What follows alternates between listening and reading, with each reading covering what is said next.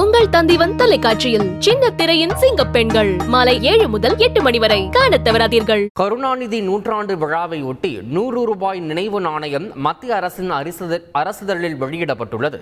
கருணாநிதி நூற்றாண்டு விழாவையொட்டி 100 ரூபாய் மதிப்பில் நினைவு நாணயம் வெளியிட தமிழக அரசு விடுத்த கோரிக்கைக்கு மத்திய நிதி அமைச்சகம் ஒப்புதல் அளித்துள்ளது.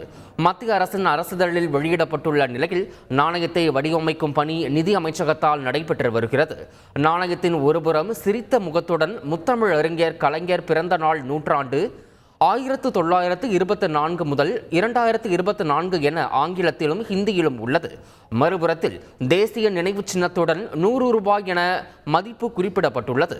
மேலும் இந்தியா என ஆங்கிலத்திலும் பாரத் என ஹிந்தியிலும் குறிப்பிடப்பட்டுள்ளது.